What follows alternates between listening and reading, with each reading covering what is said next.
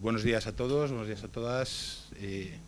Daros la bienvenida a esta última sesión de este curso, ¿vale?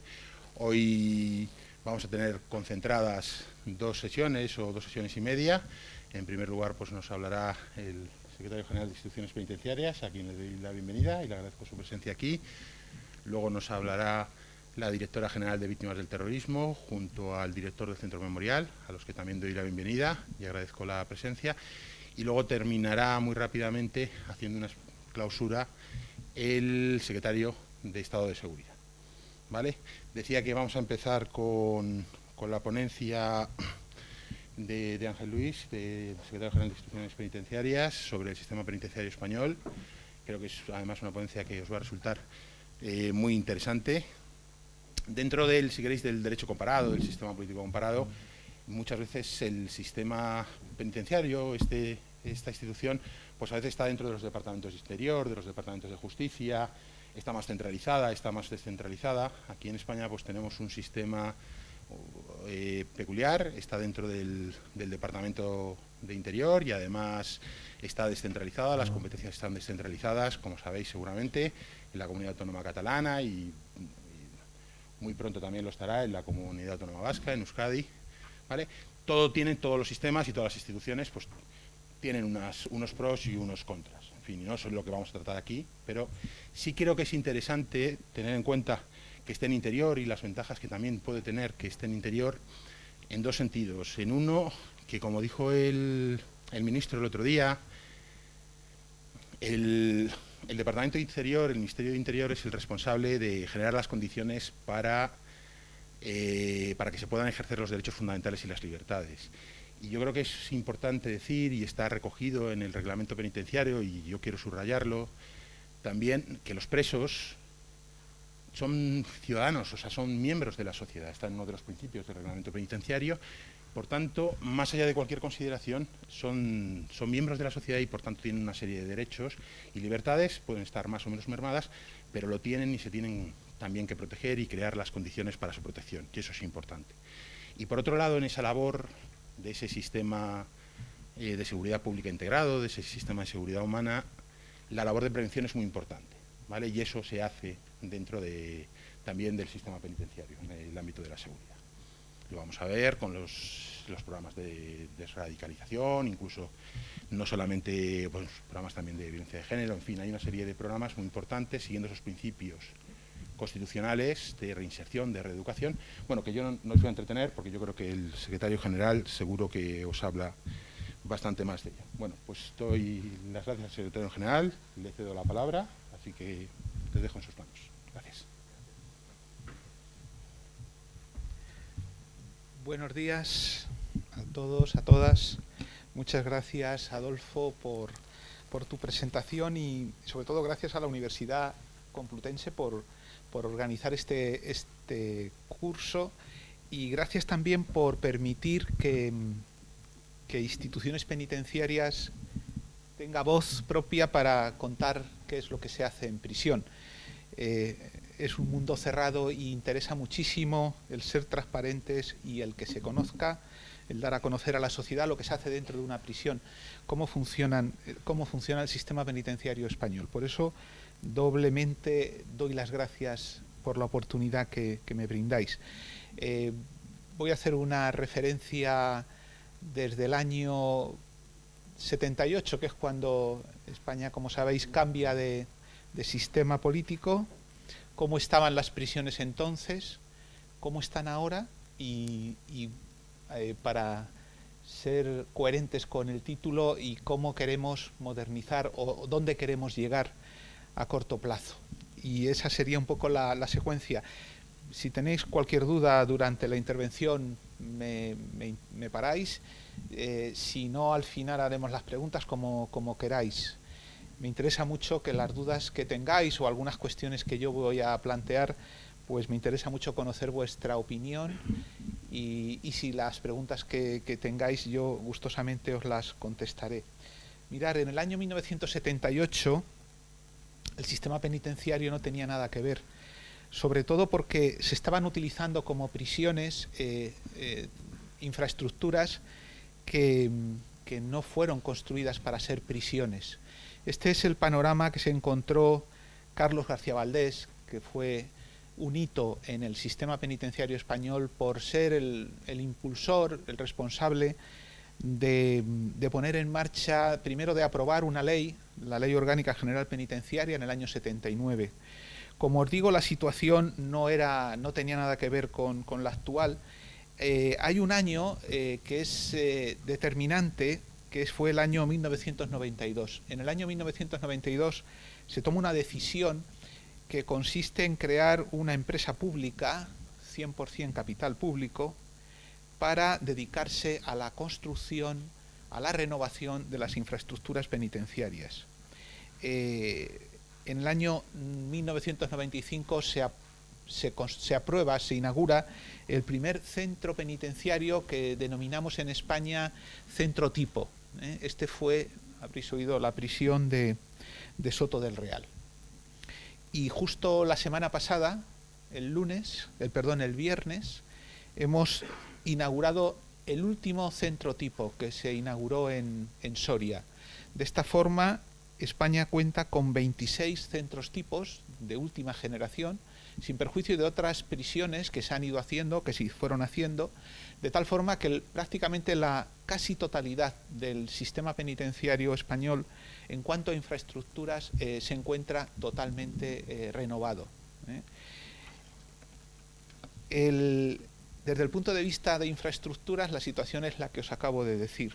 En cuanto al marco jurídico, deciros que antes de la ley del año 79, en España el régimen, la normativa penitenciaria se contemplaba en dos reglamentos. Un reglamento del año 1948 en el que se imponía la uniformidad a los internos, solo se permitía el culto a la religión católica y solo se permitía la lectura de un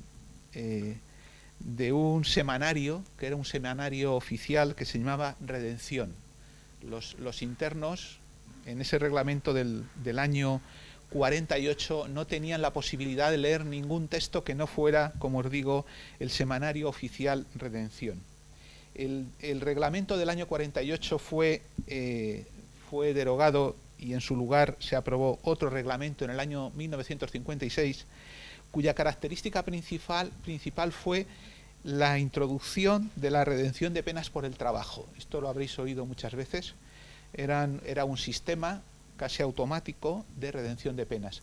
Cuando en el año 1995 se hace el Código Penal, se toma la decisión de eliminar del sistema normativo español la posibilidad automática de redención de penas por el trabajo. Fue una decisión, como os digo, que se adopta en el año 1995 con el Código Penal. Y otro hito importante en el año que os he dicho, en el año 79, es la aprobación de la Ley Orgánica y la introducción de una figura que hasta entonces era desconocida en el sistema judicial español. Es la creación del juez de vigilancia penitenciaria. Esto supone que a partir del año 79 se consolida un sistema garantista de control de toda la actividad penitenciaria que hace la administración, con esa figura del juez de vigilancia.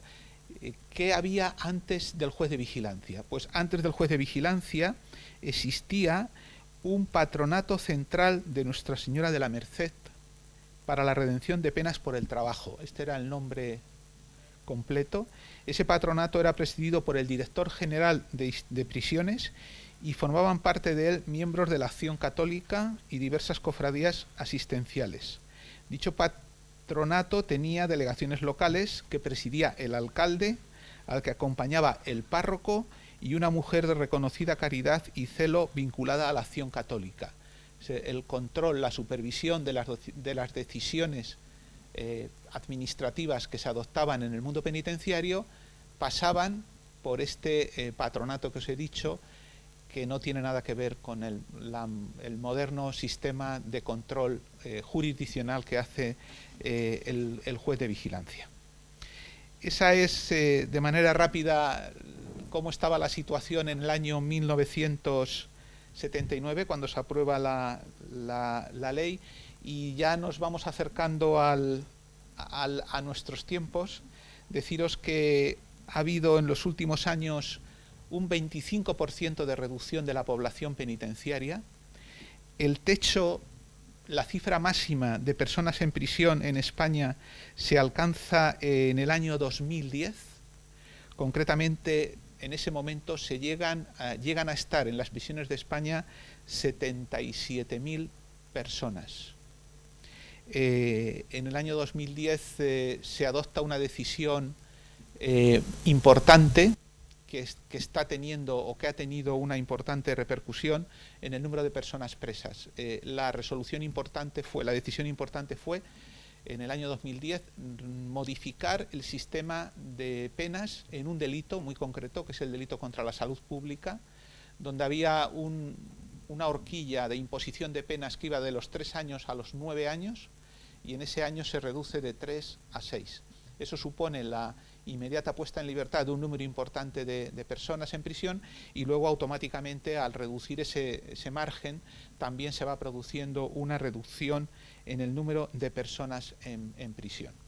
Las cifras, para que tengáis una idea, justo el año 2010 es lo que estáis viendo, la primera fila de la izquierda, y vamos en continua línea descendente. Os dije que había casi 77.000 en la columna de vuestra izquierda, y en este momento estamos en torno a 55.000 personas en prisión. De las 55.000, 47.500 dependen de la Secretaría General de Instituciones Penitenciarias. 47.500 personas en prisión están ahora mismo en las prisiones que dependen, excepto Cataluña, que, como sabéis, tiene un sistema penitenciario propio.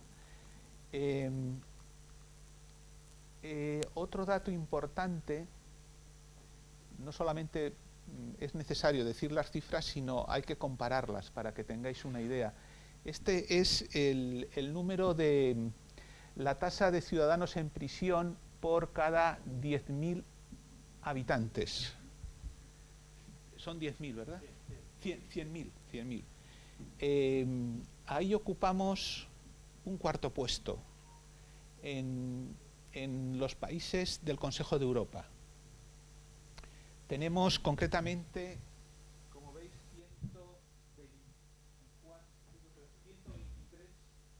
personas en prisión por cada 100.000 habitantes. Quiero haceros algunas reflexiones, porque a continuación quiero mostraros esta diapositiva. Esta es la estancia media de las personas que están en prisión. Como veis, ocupamos la cuarta plaza en toda Europa, con 20 meses de estancia media en prisión, cuando la media europea está en 10 meses. Y llegado a este punto, y con los datos que yo os he facilitado, os pregunto qué consideración tenéis vosotros del sistema, no penitenciario, del sistema penal en España. ¿El sistema penal en España es un sistema duro, o es un sistema, como a veces aparecen en los medios de comunicación, que dicen: le detuvimos, le llevamos al juzgado, entró por una puerta y salió por otra? Me gustaría en este momento conocer la opinión, la sensación que vosotros tenéis de esa realidad. ¿Somos un sistema duro o somos un sistema blando? Adelante.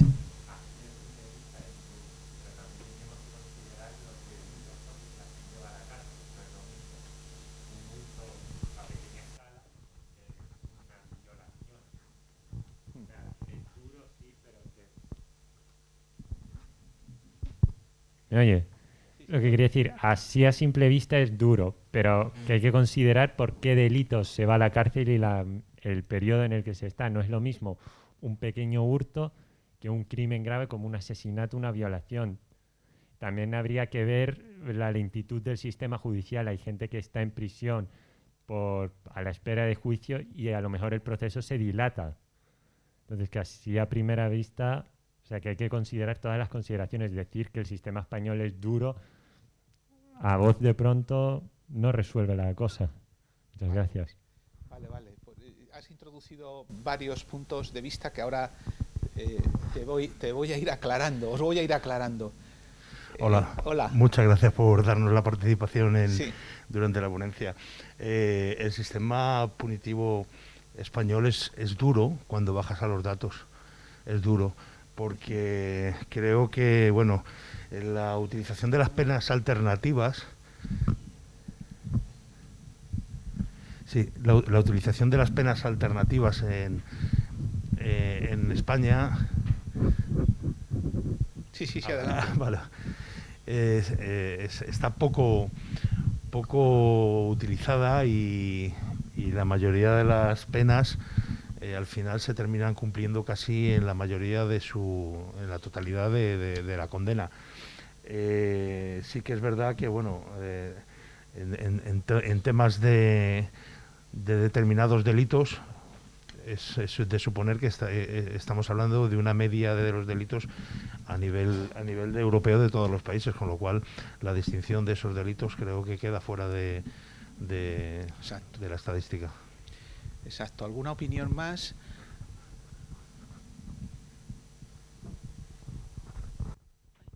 Muchas gracias. Yo, en mi opinión, yo creo que no... O sea, si ves los datos sí que parece duro, pero luego también si trasladas los datos son 20 meses, que en realidad son 3 años. También un delito que sea 3 años, tampoco pone ahí España de 5 a 10 años de condena a 25, pero la media baja porque pone 20 meses. No, la media en Europa es de 10 meses. No, digo de España. De España son 20 meses. Exacto. Claro, 20 meses, que en realidad, digamos que son 2 años, perdón. Entonces también habría que mirar, las medias engañan mucho porque si hay ciertas penas que son muy altas es cuando suben las medias. Pero si tuviéramos todas las penas a años bajos, se bajaría la media. Entonces también habría que mirar cuántas penas habría altas, cuántas medias, cuántas bajas, y así también no hacer una media global porque en este caso la tasa engañaría. Vale, pues aprovechamos ya las 3 intervenciones y me permita a mí ya para daros... bueno, yo juego con ventaja, ¿no? Porque os voy a enseñar ahora esta diapositiva que nos va a ayudar a dar respuesta a la pregunta que yo os he hecho, ¿no?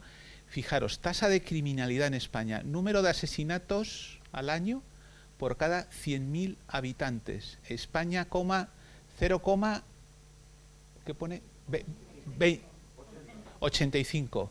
La media europea, 1,3. Estados Unidos, América del Norte, 4,75. Latinoamérica, 25,49.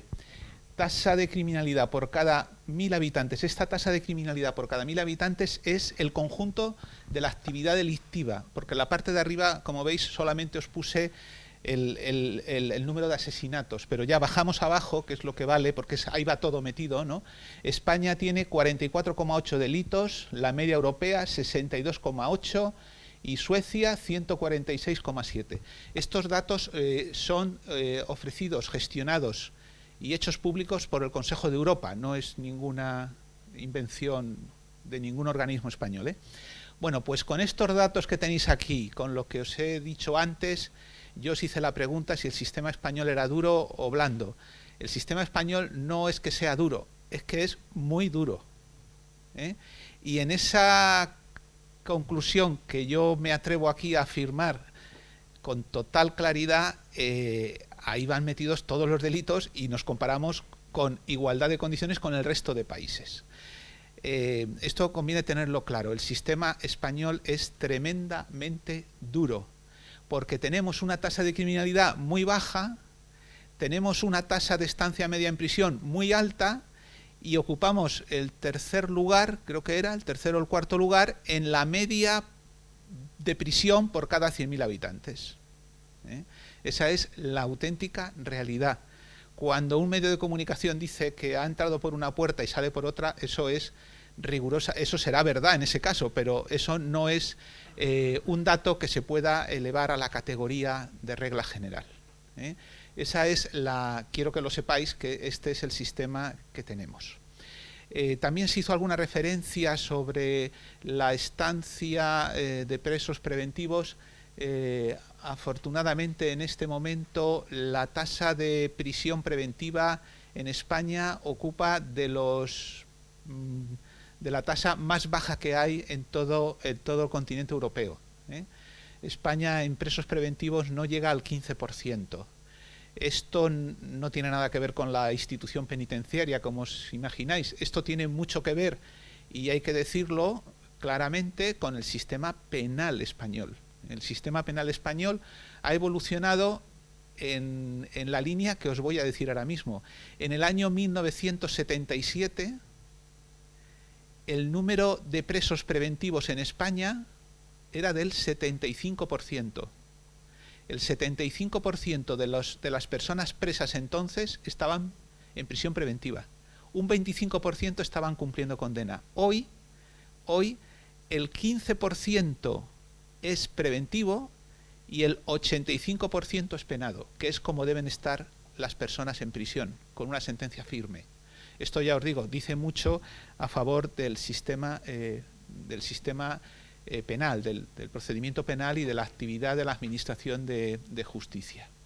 Esto es lo que yo quería contaros. Es bueno que tener esta reflexión inicial, es bueno tenerlo. Una cosa es el derecho, las penas del Código Penal, que la conclusión es que son penas altas.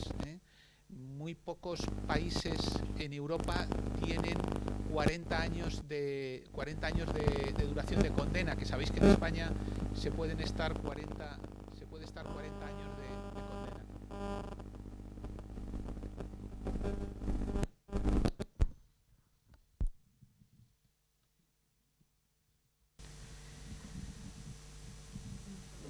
Ya está, ¿no?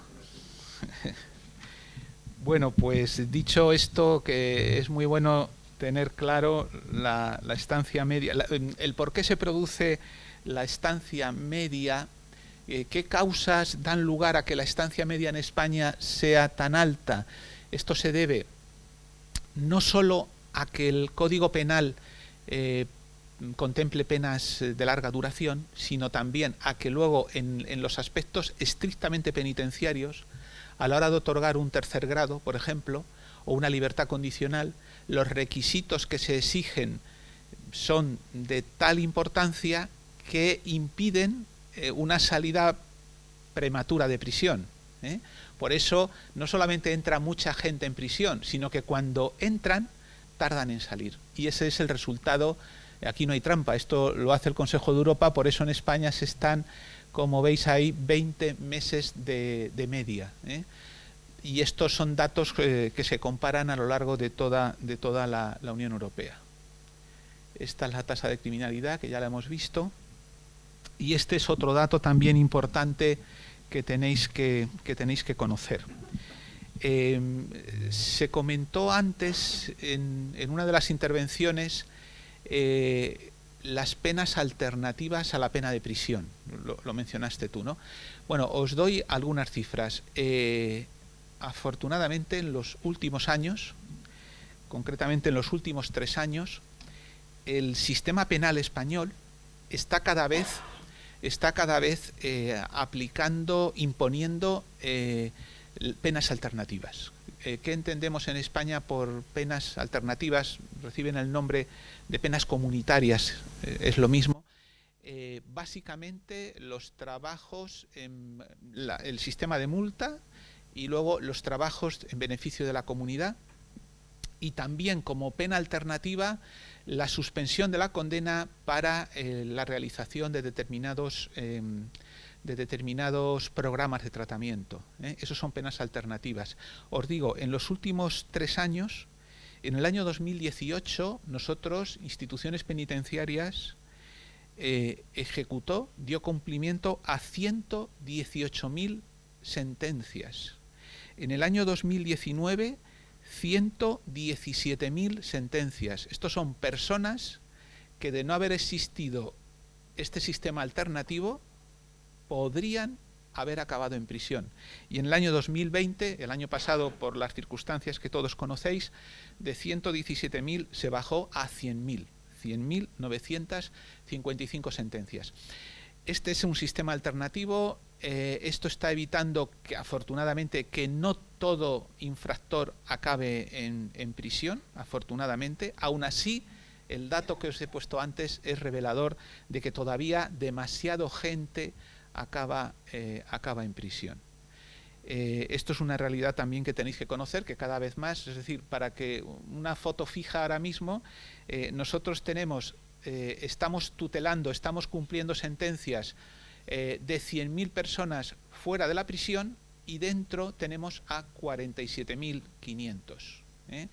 Y luego, de esos 47.500 que tenemos, es muy importante ver en qué situación penitenciaria se encuentran.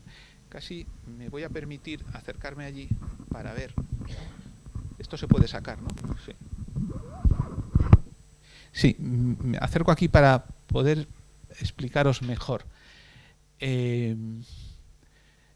Cuando el equipo actual que está al frente de la Secretaría General llegó a instituciones penitenciarias, teníamos 51.000. Como consecuencia de la pandemia, hemos reducido 3.000 personas en prisión. Ahora mismo, en mayo del 2021, hay 47.000 personas en prisión, lo que os acabo de decir, 47.500. Y luego es muy importante ver en qué grado de clasificación. Habréis oído decir primer grado, segundo grado y tercer grado. El tercer grado es el régimen de semilibertad. En primer grado, en junio del 2018, que es cuando cogemos la responsabilidad, en primer grado teníamos al 2,2%. Teníamos 805 hombres y 65 mujeres en primer grado. El primer grado es podéis imaginar, el sistema más duro para cumplir una condena, con un número reducido de horas de paseo y con muchísimas horas de estancia en la celda. Ese es el primer grado. El segundo grado es el régimen normal de vida en una prisión, participando en actividades, unas formativas, otras de carácter laboral, otras deportivas. Entonces, por centrarnos ya ahora mismo, el primer grado entonces era el 2,2 y ahora mismo estamos en el 1,2%. Lo que hemos hecho ha sido reducir el número de personas en primer grado y, si veis aquí, aumentar el número de personas en régimen abierto. En el año junio 2018 teníamos el 17% y ahora mismo tenemos el 21,2%. Es una apuesta, esto es política penitenciaria, una apuesta en el sentido de incrementar el número de personas que, reuniendo condiciones para ello, deben estar clasificadas en un grado adecuado a sus circunstancias. Por eso hemos aumentado el número de personas en tercer grado. Es más, os puedo adelantar que el número total de personas ahora mismo en tercer grado estarían en torno a 7.500. De esas 7.500, casi 5.000 están en una modalidad que habréis oído alguna vez, que es una modalidad telemática de control. Tienen una pulsera y están durmiendo en sus casas. Nosotros le controlamos por la pulsera. Eso os digo que son ahora mismo más de 4.500 personas, de las 7.000 que están en tercer grado, 4.500 están siendo controladas por una pulsera telemática.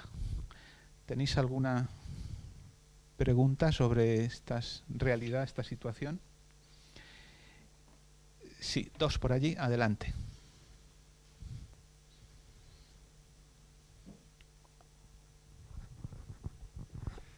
Mi pregunta, viene un poco por la apuesta que usted ha dicho, que al final es una decisión política también de instituciones penitenciarias, de un régimen más en libertad, ese aumento del 17 al 21%.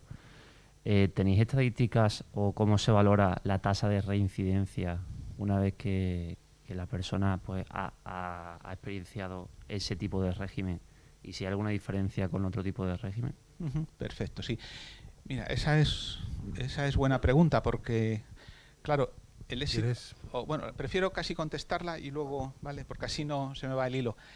Eso es una buena pregunta porque realmente esa es la pregunta clave para evaluar a un sistema penitenciario. Claro, no vale con decir todo el mundo fuera de la cárcel o todo el mundo dentro, no. Lo que vale, o sea, el punto de referencia importante para evaluar a un sistema penitenciario es, miren ustedes, de las personas que pasan por prisión, ¿cuántas vuelven a prisión? ¿Cuántas reinciden? Esa es la pregunta clave. Normalmente esa pregunta no se hace ni trasciende a los medios de comunicación. A instituciones penitenciarias se le juzga por un dato un poco, permitirme la expresión, un poco ruin, que es cuántas personas no vuelven de permiso, cuántas personas se fugan de la cárcel. Eso no es un dato que sirva para evaluar a un sistema penitenciario. El auténtico rigor para evaluar es la pregunta que tú has hecho. Mira, en instituciones penitenciarias, bueno, los estudios de reincidencia, hay muchos estudios de reincidencia, unos los hacen por delitos, otra variable que hay que introducir en los estudios de reincidencia es el tiempo de medición. No es igual evaluar a un interno al año de haber salido de prisión que evaluarle a los 5 años, porque hay más margen de, ¿sabes?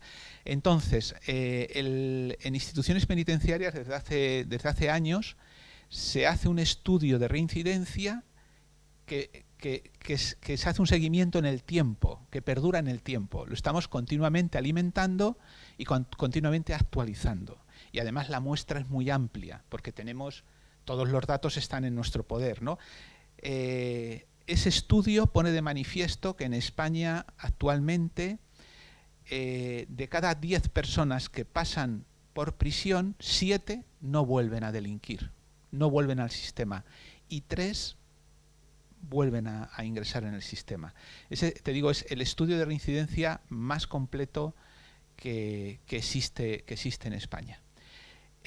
Otro dato particular por la situación que estamos viviendo, cuando surge la pandemia, luego tengo yo una diapositiva para que veáis la incidencia, cómo ha incidido, cómo ha afectado la pandemia en el mundo penitenciario. Cuando surge la pandemia nos vemos en la obligación de intentar que los que están en tercer grado ni siquiera vayan a dormir al centro, a los centros, a los CIS, centros de inserción social, sino que nos vemos en la necesidad de que duerman en su casa con los controles telemáticos.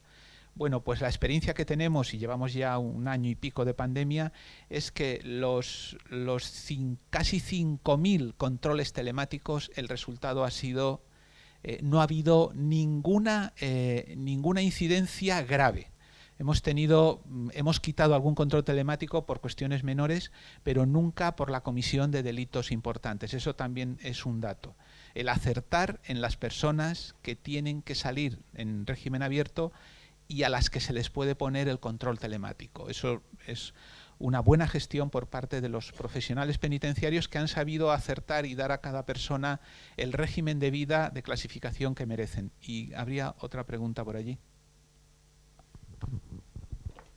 Mi pregunta va en relación al control telemático. ¿Qué criterio se usa para controlar para que se le aplique el control telemático y pueda dormir en su casa? ¿Se le aplica por el grado, por el tipo de crimen que ha hecho, si es un delito financiero, por su vocación para reinsertarse en la sociedad? ¿Qué criterio se aplica? Muy bien, sí. Eso es lo que os comentaba.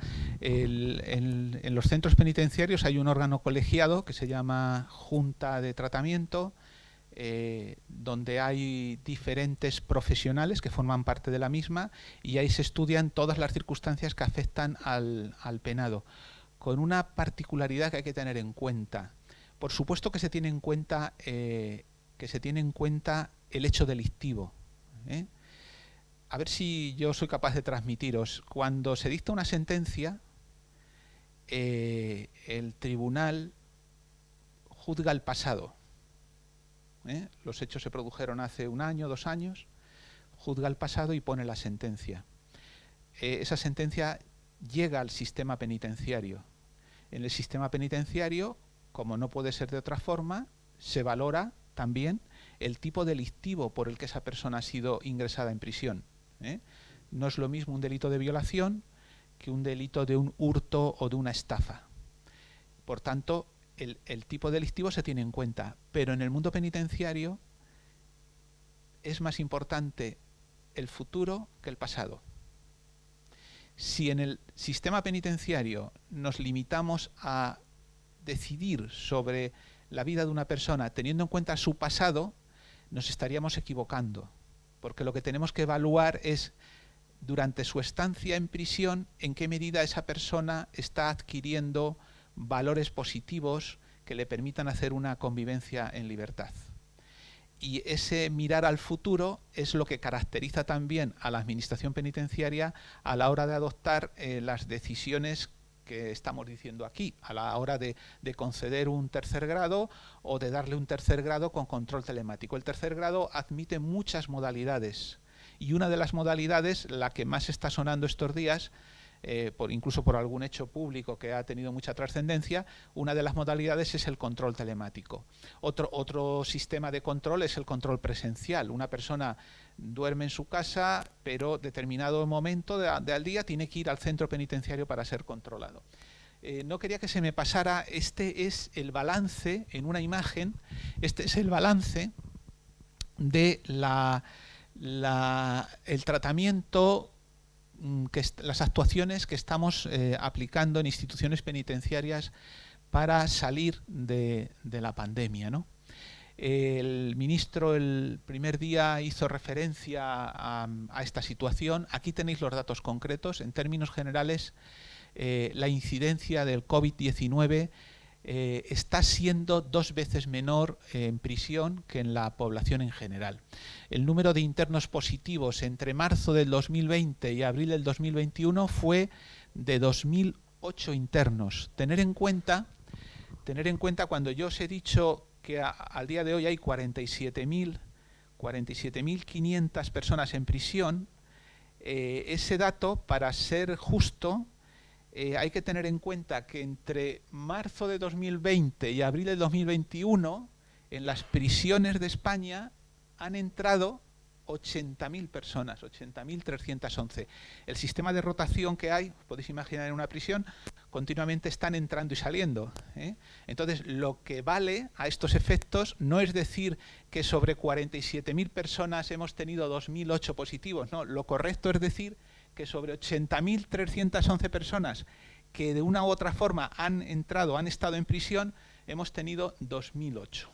El número de internos hospitalizados fue de 68, 5 veces menor que en la población general, y luego en 10 centros no hubo ningún caso, en 18 centros solo hubo 1 o 2 casos.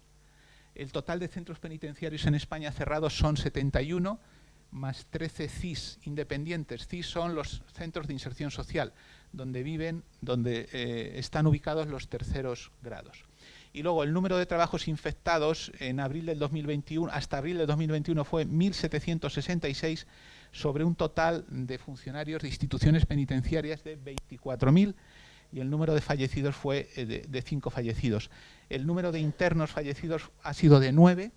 La tasa de mortalidad es 8,5 inferior a la población en general. Estos son los datos, el balance que os puedo decir de instituciones penitenciarias. Y también debéis conocer que por la gestión que hemos hecho hemos recibido el requerimiento de la Organización Mundial de la Salud para participar en al menos 2 videoconferencias internacionales en donde España ha sido uno de los países donde ha presentado su ponencia con objeto que el resto de países del mundo conozcan las actuaciones que estamos haciendo a la hora de gestionar esta pandemia. Deciros que en buena parte los resultados tan positivos de esta pandemia se deben a un hecho que al principio yo mencioné. En España, en este momento, tenemos más de 15.000 plazas libres dentro de las prisiones. O sea, el problema de España ahora mismo no es de hacinamiento. Tenemos una de las tasas de ocupación en relación con el número de centros más bajas de Europa. Eso nos ha permitido en muchas prisiones, en todas las prisiones nuevas, tener módulos dedicados en exclusividad a hacer las famosas cuarentenas, lo cual supone un control, como os podéis imaginar, muy riguroso a la hora de evitar el número de contagios. Ese ha sido posiblemente, además de hemos suspendido las comunicaciones. El sistema penitenciario español se caracteriza por tener un régimen generoso de comunicaciones en doble sentido. Comunicaciones en el sentido de que las familias físicamente pasan al interior de la prisión, y cuando digo pasan es que pasan hasta adentro. Habréis oído las famosas comunicaciones íntimas o vis a vis, que es una de las modalidades. Hay otra modalidad que es las visitas familiares, sencillamente toda la familia pasa al interior. Y luego, en otro sentido también, el sistema generoso de comunicaciones es el que se produce con los permisos de salida. Los internos, al cumplir la cuarta parte de condena, tienen derecho a salir de permiso. Todas esas comunicaciones se han visto suspendidas, se están viendo suspendidas de nuevo en este momento por el rebrote que hay, para evitar sencillamente que el trasiego de personas de dentro hacia afuera y de fuera hacia adentro aumente el número de contagios. En cuanto a la pandemia, esto es lo que yo os quería contar, y solamente otro dato añadido que debéis conocer. La pandemia, en los primeros meses, al haber cerrado las prisiones de manera casi hermética, ha dado lugar a que un hecho frecuente haya dejado de producirse. Ese hecho frecuente es la introducción de sustancias estupefacientes en el interior de las prisiones. Consecuencias, pues que durante los 3-4 meses primeros de la pandemia, el número de fallecimientos por sobredosis en prisión desapareció. Eso nos permitió, justo cuando llevábamos 4 meses, hacer un programa de tratamiento dirigido específicamente a los internos que durante 4 meses habían sido capaces de mantenerse abstinentes al consumo de drogas. Era una oportunidad de oro el poder ofrecerles a ellos. El lema del programa fue: desengánchate de la droga, engánchate a la vida, aprovechando que durante 4 meses no había habido droga dentro y ellos podían ahora aprovechar esa oportunidad. Desapareció como os digo, descendió de manera prácticamente a cero el número de sobredosis, y luego se ha producido en prisión, las prisiones son un reflejo de la sociedad, os podéis imaginar, pues se ha producido un número superior, por encima de la media, de suicidios. Sabéis que en la sociedad libre también la pandemia es una de las consecuencias que está generando, el aumento de suicidios. En prisión también hemos tenido esa consecuencia. Eso es un poco, dejo entre paréntesis, el balance que hemos tenido de la pandemia en la gestión que hemos hecho en instituciones penitenciarias. Y continuando, porque vamos con el tiempo, quería deciros, bueno, esta es la imagen que habéis visto, dos líneas estratégicas de política penitenciaria. Una es la que os acabo de decir: intentar, en la medida de lo posible y siempre que haya circunstancias que así lo demuestren, que las personas puedan salir en tercer grado si reúnen condiciones. Y la otra línea que estamos también potenciando es la que aparecería aquí en este. Ahí tenéis la relación de programas de tratamiento que estamos aplicando en instituciones penitenciarias. Estos son programas redactados por los profesionales de instituciones. En muchos de ellos se colabora con universidades a la hora de elaborar. Son programas homogéneos, quiere decirse que se aplican en todos los centros penitenciarios, de la misma forma, con un protocolo, con unas guías que editamos para que los profesionales penitenciarios lo apliquen en todos los casos, y me voy a permitir hablaros sobre todo de dos programas que son los que en este momento mayor atención están demandando, ¿no? Concretamente este, de justicia restaurativa, resolución dialogada de conflictos, donde hablamos de justicia restaurativa, y luego de uno que no sé si habréis oído hablar, que es el de los delitos económicos, ¿no? Me centro en esos dos por razones de tiempo. Nos quedan 15 minutos y también me gustaría, si hubiera alguna pregunta más, ir diciéndola. Mirar, en cuanto el último de los programas, delitos económicos, ¿por qué hacer en la Administración Penitenciaria Española un programa con ese nombre, ¿no? Bueno, fue la realidad sociológica del tipo de personas que están en prisión, como os podéis imaginar, evoluciona. En los años siguientes al año 1979, el perfil era clarísimamente el de un colectivo de jóvenes machacados por la droga, que por esa adicción muchos de ellos se veían abocados al delito. Esa foto de entonces no se ajusta con la realidad de hoy.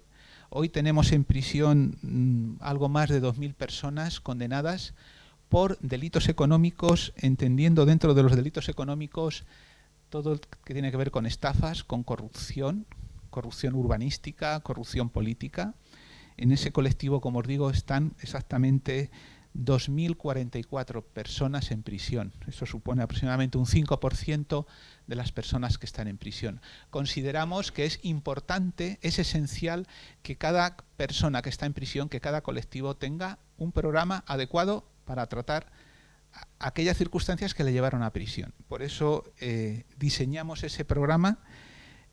Lo diseñamos con ciertas dificultades, porque cuando fuimos a buscar en el derecho comparado y en otros sistemas penitenciarios, es un programa pionero a nivel mundial. Esto ha dado lugar a que los medios de comunicación de medio mundo nos estén llamando para contar, y están haciendo programas especiales para saber cómo y qué temas abordamos en este tipo de programas. Lo que hemos averiguado es que las personas, estas 2.044, son personas que presentan normalmente las características que os voy a enumerar. Son personas hedonistas, narcisistas, tienen necesidad de ser admiradas, tienen un ego desmesurado, tienen una falta de control, tienen poca empatía y les gusta un liderazgo que ellos interpretan desgraciadamente de manera equivocada. La mayoría de ellos consideran que no necesitan ningún tipo de tratamiento. Son personas con un alto nivel de vida y que por tanto ni quieren tratamiento e incluso tampoco admiten su responsabilidad. Por todo ello nos hemos propuesto trabajar en valores como la lealtad, la honestidad, la solidaridad y el respeto. Este programa de delitos económicos finaliza con un módulo de justicia restaurativa, y esto me da paso para contaros el otro programa también que estamos abordando, que es la justicia restaurativa. No sé si alguno de vosotros tendrá noticia de... Mira, la justicia restaurativa es una forma, primero, de dar protagonismo, el protagonismo que merece a la víctima del delito, que voluntariamente quiera. En todos los programas que os acabo de enumerar ahí hay una característica común. En prisión no se puede obligar a nadie a hacer un programa. Sería un error. Desde el punto de vista terapéutico, os podéis imaginar que te obliguen a ir al psicólogo, como te obliguen a ir al psicólogo y tú no quieras ir al psicólogo de manera voluntaria, el que te sientes delante de un psicólogo no vale para nada, ¿vale? Entonces es fundamental la voluntariedad. Las personas que están en prisión tienen que decidir de manera voluntaria si entran o no. Ellos son conocedores que si no hacen determinados programas, su estancia en prisión va a ser más larga, mientras que si hacen el programa y lo hacen de manera provechosa, podrían salir antes de prisión. Por ese motivo, ese aliciente es el que mueve a que haya muchísimas personas haciendo los programas que ofrecemos. El de justicia restaurativa, como os digo, lo primero y fundamental es colocar a la víctima en el punto que merece y en el respeto que merece, y para ello nosotros empezamos a trabajar con los victimarios, con las personas que tenemos dentro, donde hay aspectos esenciales. Cuando hablamos de justicia restaurativa, primer aspecto, la responsabilidad. Si una persona llegamos al convencimiento que asume su responsabilidad, que es capaz de pedir perdón a la parte contraria, en ese supuesto, cuando se considera a esa persona preparada, yo digo maduramente preparada, entonces podríamos dar el siguiente paso, que no sería otro que el de contactar con la víctima y ofrecerle a la víctima el poder tener la fase final, que es la ideal, pero no siempre se consigue, que es el encuentro restaurativo.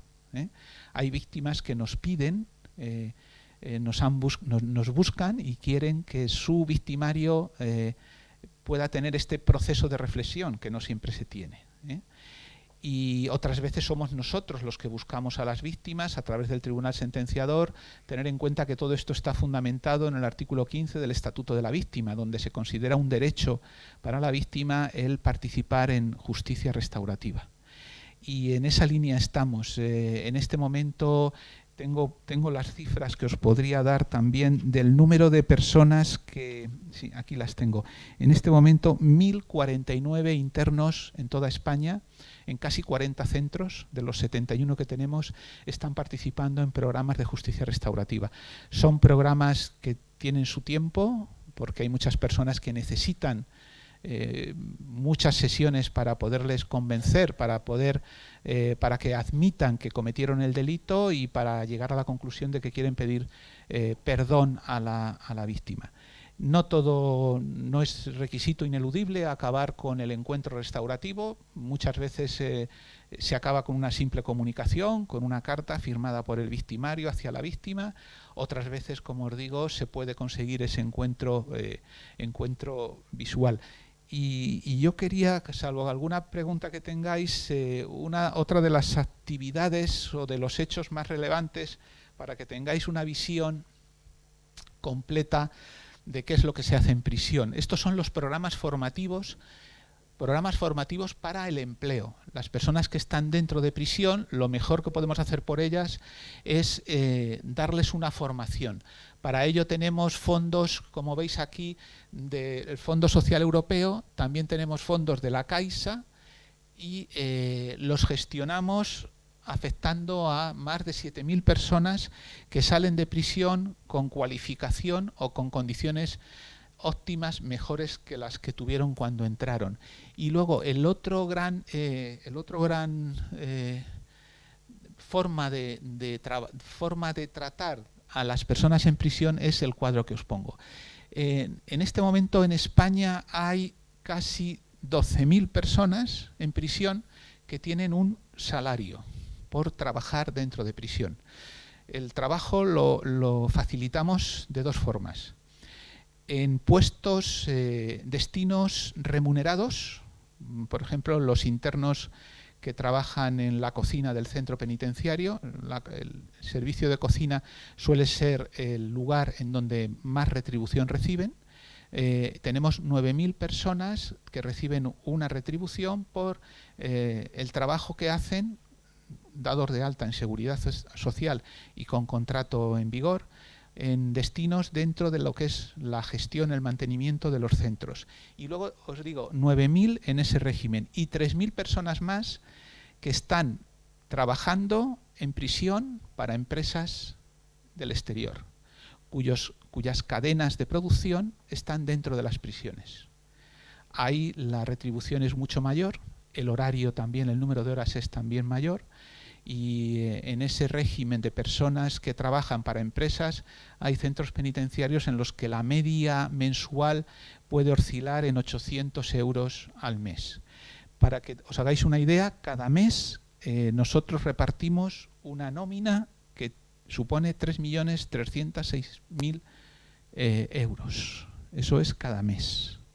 Creo que el trabajo es la mejor actividad que podemos dedicar a las personas en prisión. Y esta es la última de quedan 5 minutos, la última de mis imágenes. Yo quería deciros que en este momento el sistema penitenciario español está evaluado como de los mejores del mundo, por 2 circunstancias. Primero, porque las infraestructuras que tenemos son adecuadas. Segundo, porque tenemos una ley que, aunque ya tiene más de 40 años, ha demostrado ser una ley eficaz, garantista, y que el reto que tenemos por delante es el ofrecer a los internos el tratamiento necesario para conseguir eso, que salgan de la prisión y no vuelvan al centro penitenciario. En el campo de las mejoras, lo que tenemos que hacer es, por supuesto, la ley, como os dije, tiene más de 40 años, hay que mejorarla. Hay que hacer una reforma en determinados aspectos. Para empezar, todas las reformas del Código Penal, que han sido más de 26 reformas, hay que adaptarlas esas reformas del Código Penal tienen que tener su reflejo en la Ley Orgánica General Penitenciaria. Hay que regular en España, que están sin regular, porque en el año 1979 no se sabía que un día iban a llegar las medidas alternativas que iban a ser tan importantes. No hay ninguna referencia a medidas alternativas en la Ley Orgánica General Penitenciaria.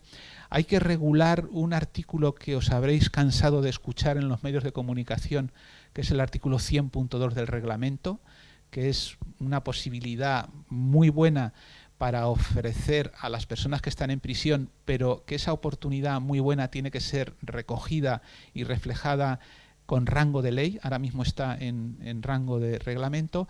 Y luego también incluso, y con esto acabo, habría también el buen resultado que ha dado el juez de vigilancia penitenciaria, tiene algún inconveniente. El inconveniente radica en que en la fase de ejecución penal en España están trabajando en esa fase 2 jueces, el juez de vigilancia y el tribunal sentenciador. Creo que la solución o el futuro pasa por unir esas 2 figuras en una sola figura jurídica. Y con esto acabo, por dejar 3 minutos de margen para alguna pregunta que queráis hacer. Es que, secretario, vamos fatal de tiempo. Sí. Muy mal de tiempo. No sé. No, he sido riguroso. Son las 10 y faltan 2 minutos para y 30, ¿eh? O sea que... Bueno, yo tengo otro horario. ¿Tienes otro? No me digas que mi reloj va mal.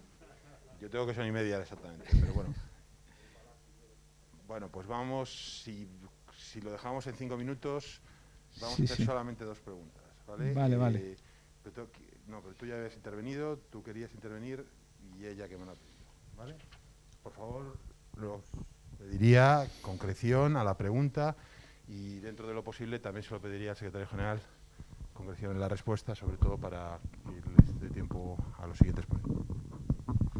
Buenas tardes. En primer lugar, agradecerle la ponencia y quisiera preguntarle si en los programas de justicia restaurativa existe también esa, digamos, conmutación de pena, o al igual que en el proyecto piloto que se hizo hace unos años en cárceles de País Vasco, es algo que no tiene ningún beneficio. Muchas gracias. Sí, igual de rápido que has hecho la pregunta, te contesto. No hay el hecho de participar en un programa de justicia restaurativa. Desde el primer minuto, el interno, el victimario, se le informa que su participación en modo alguno significa de manera automática recibir ningún beneficio penitenciario. Es condición ineludible el participar sabiendo que no vas a tener ninguna mejoría de manera automática en eso. Otra cosa es que se llegue al encuentro, finalice y luego en el futuro las juntas de tratamiento valorarán ese hecho, pero de manera automática no existe ningún beneficio. Muchas gracias por la ponencia. Mi pregunta está relacionada con los programas de desradicalización dentro de prisiones. Saber si sigue algún modelo internacional o tiene peculiaridades españolas y en qué consiste, en grandes pinceladas, nada concreto. O sea, sí, llevamos aplicando desde hace unos años un problema de desradicalización en materia yihadista. Programa que estamos en este momento reevaluando con la ayuda de una universidad para mejorar ese programa. Afortunadamente en España el número de condenados por terrorismo yihadista está en 120 nada más. Como dato objetivo, la idea es que estamos tratando de mejorar ahora mismo. Para esa mejora estamos entrevistándonos con personas condenadas por terrorismo en general, no solo yihadista, e incluso también con personas pertenecientes a bandas o organizaciones criminales donde la violencia impera.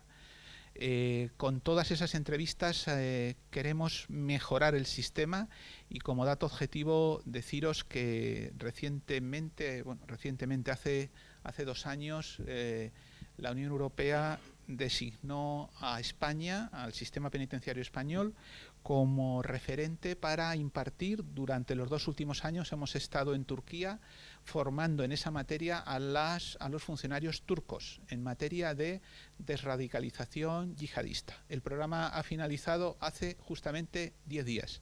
Han sido 2 años de intenso intercambio de profesionales españoles hacia Turquía y de profesionales turcos hacia España. Hemos acabado hace nada. Pues muchas gracias, secretario. Muchas gracias por la ponencia.